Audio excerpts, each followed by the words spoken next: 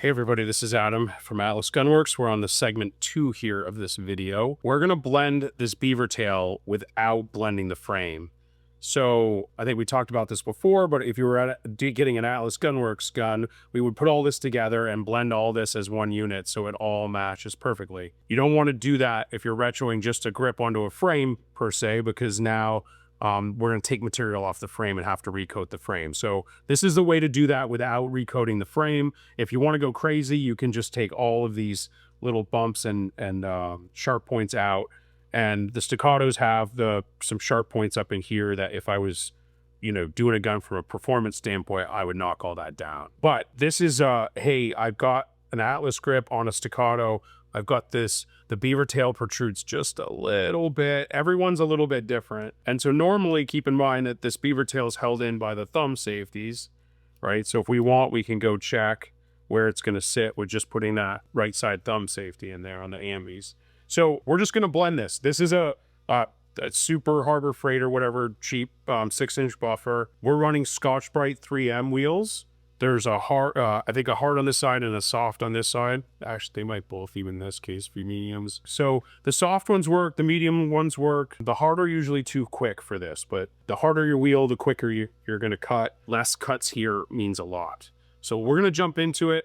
I know I've got a whole bunch down this whole side, right? And it's a little less here than here. So I'm just gonna start blending this and seeing where I get on both sides. And then we'll get a blue Sharpie involved later on when I really need to know where to go and where not to go. So not particularly complicated. Let's turn our wheel on here. And sometimes there's some little sharp edges from manufacturing up here on the thing. So I'll knock all those corners down real quick, but it's just a kiss. Now I like using these wheels, and I've done a ton of it. I have not done a ton of it recently. So you're going to watch me do it a little bit cold, which is good. Some of this is just me getting the feel for what I'm doing, having been at some minute. So when you get in there and knock those edges off, you start to see how fast this one's cut. So this thing's cutting at a pretty good clip. And then the problem with the wheel is if you're not super even with your cuts, you'll get some lumpiness. And some of that's just testing, right? But if you're going to wreck this part, it's costs a lot less than the rib. So this is the leading edge again so this is the top edge is what you can see. And I know I'm going to do more up top than on the bottom. So I'm just going to run up and down the top and bottom here. I'm going to do a couple of 3/4 passes, flip it over, do the same thing.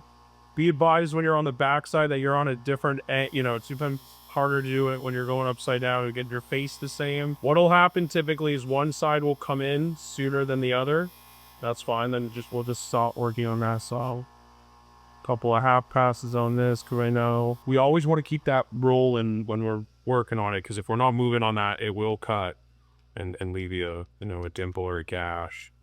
So a couple things are going to happen with this first go. A lot of people are going to be happy with the first go. This is all much softer now and a little rounded, so it just feels a lot better. And some people might say, hey, for what this is, because I got sharp edges here and just the way the staccatos are, that's great. That's all I need. So stage 1, if you're chasing stage 1, might be done. And then if we start to really look hard here, I'm actually going to put the safety in because it's just a little bit simpler to see where it's really going to sit, right? I'm pretty zero here, and then I've got some work to do here, and I'm not bad here. There's going to be a leading edge here. This isn't ever going to be perfect just because of the way staccato tapers that way in. And then on this side, I didn't take as much in the middle, and I'm going to take some the whole way. So the trick here, if you want to keep going, and honestly, if it's just feel, and once you turn all this black, you won't see it. So, I mean, if it was just my gun, that's probably all I would do. I would quit right here. But if you really want it to be perfect, your stage 2, you're just going to come in here and run a line, and then you're going to mark, I'm going to mark on the inside of this one that I know that space is okay, and I'll stay away from that space. So take my safety back out here. I'm going to do the side that it needs it a little more the whole way. And we know the center is going to come in a little quicker than the back. So I'm going to try to I'm going to move a little quicker through that center, or do 2 sections below and in front of that. Again, this center I think we're in good shape on, so let's stay away from that. To do this in 2 sections. pretty rounded edge there. It's pretty even. All right, bring our gun back here. So again, this is not an expensive piece of equipment. The 3M wheels aren't that hard to get either. They used to be kind of a shops only had them, but now you can kind of find those things everywhere. So from a visual aspect, I've got a super blend going on all but the tail end here. So I'm going to go backwards now. And the blue marker Sharpie should come off pretty easily. A little bit of gun cleaner. I am probably what we would consider perfect all up in here. And just for fun, we're going to put the safety back in and make sure we know exactly. If you don't do this a lot, you're going to want that safety in. I haven't done this in a minute.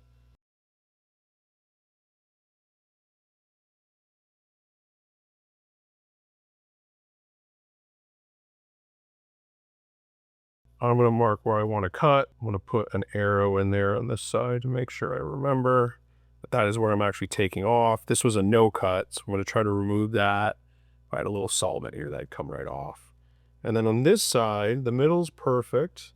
Top looks really good.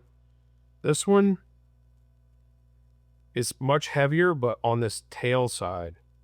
So it's fatter here. So I'm actually going to mark fat here and put a little arrow taper, knowing that I'm a little less right here and a little fatter right here and right through here. Again, on camera, you kind of see a ridge there, but if you touch it, it's perfect. It rolls up. And you want a little bit of the beaver tails higher through here no matter what, right? So if you've never done this before, go 10 tons slower than I'm going, do extra cuts. So this side, I'm reminding myself, is the taper. That side's pretty even on the bottom. And the medium cuts a lot more than the soft. So I just took a bunch off here. I can see there's a little bit of it's gonna be hard to see on camera, but there's a little bit of a taper here. So I'm just gonna work that out and just kind of blend. Again, it's wheel work is a lot of blending. That all looks good now from a visual standpoint. There's a little bevel on the inside here. You get pretty critical if you want, but it's not necessary. So here, I know I got to do more in the back. And again, I'm folding kind of on this angle. And I think this is going to go, so I'm going to do a big blend here. I'm holding on the angle it's going to fit in the gun. So you want to hold that angle as best you can.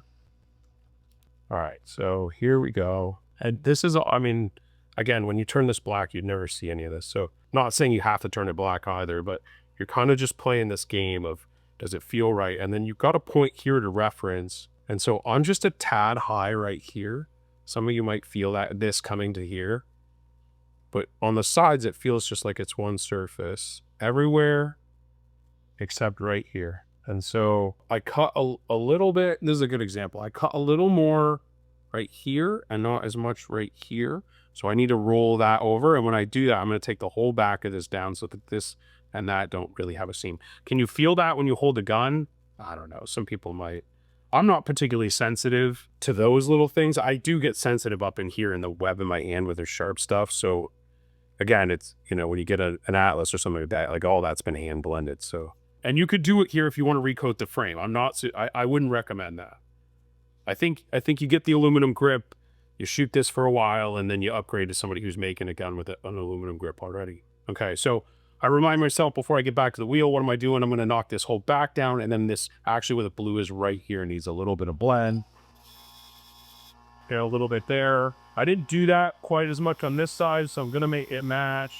If there's somewhere I'd cut on one side, I'm going to cut on the other. This angle is going to be tough.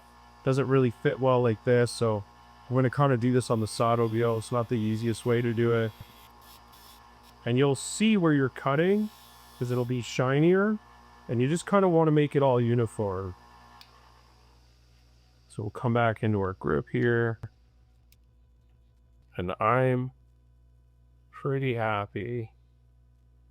So now, I think this side I was complaining about, this side's like perfect now. So I took some down here and it rolls. If you do that over here, you hit a bit of a ledge. Like I can feel that roll up, and you can see where I had it marked and I came in here a little bit. So I just need to blend this whole thing across a little bit and weight it on this side. That'll be my last one, I'm guessing. And again, you can be as crazy with this as you want. So I'm going to run heavy on this size, but then at the end, I'm going to do some bit blending where I run the whole thing.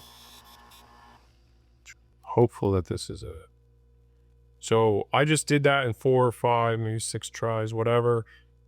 If you've never done this, do it in 10 tries or 20 tries. Like once you remove material, we can't put it back, and the wheels will take it quick, and they'll do stuff that's sort of lumpy. So this looks really good to me. You're going to get some shiny kind of looking spots. Try to get my camera to focus here.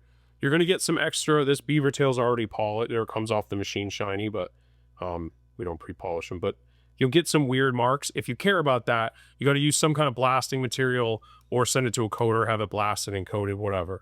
But if you don't care and you really care about the fit, or you could quickly buff the whole thing with the wheel, you just got to be real careful not to, take material off where you don't want to. But you could give the whole exterior a quick buff and try to match that finish. It's harder than you think if you don't do it a lot. This feels way better to me. I wouldn't like it with just the little ridges. I would have done that step A that we did. And the trickiest thing here is, guys, is that the staccatos have been coming with super tight fells. These, I don't have any tools because I'm in the conference room. Don't tell anybody we made a mess. This is how you cut yourself, boys, so don't do this. I won't whip it. We put a lot of these together on the Rage. So we just got done blending this grip. We talked a lot about that there.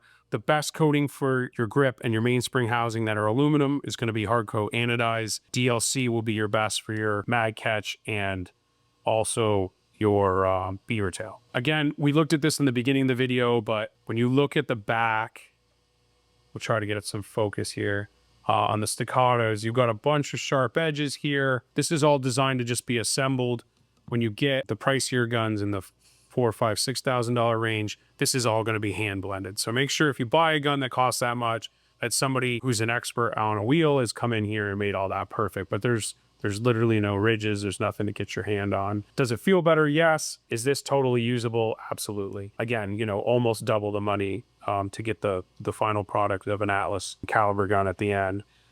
This is an awesome upgrade. We started this company based on metal grips. So we made two, I think, prototype guns, and one's been regripped to a metal grip. But we started the company with the thought that we were never going to make a plastic grip gun. The plastic grip guns have a different recoil pattern. They kind of load and hold energy and then release it. It makes tracking not nearly as good. They're not nearly as rigid. If you put a hard grip on the aluminum, you really have a connection to the gun and that rigidity, and you really can control that recoil pattern much better. So this is a massive upgrade. When you do it with our grip, you get our trigger. That's not the worst time to do a trigger job. Generically on these, I keep the disco, change the hammer sear. The most two important things with these handguns is having the guns be accurate. Inherently, most pistols are accurate. Most pistol barrels are inherently accurate. So as long as you got a decent barrel fit, and then the next thing that makes the guns accurate in our hands is having a good trigger. So I don't know that we have the trigger kits out yet. We do sell matched hammer and sear kit. That's really the biggest thing you need there. And then you need some time tuning your sear spring. And we had some videos get ripped down from YouTube recently, so I don't know what's still up there, but at some point we'll do some inventory and get some trigger tuning stuff so you guys can figure out how to tune your own triggers.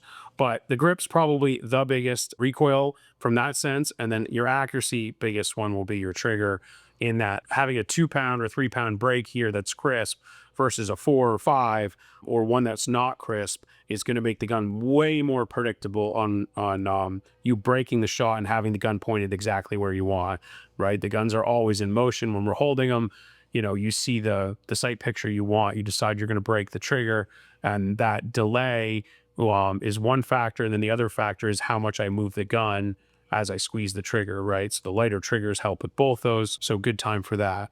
Magwells on this setup are our system, so you can also buy our magwells. And there you go. This is for the staccato specifically. We'll do other tune videos for other guns as we come out with grips for those. Hope to see you on the range soon.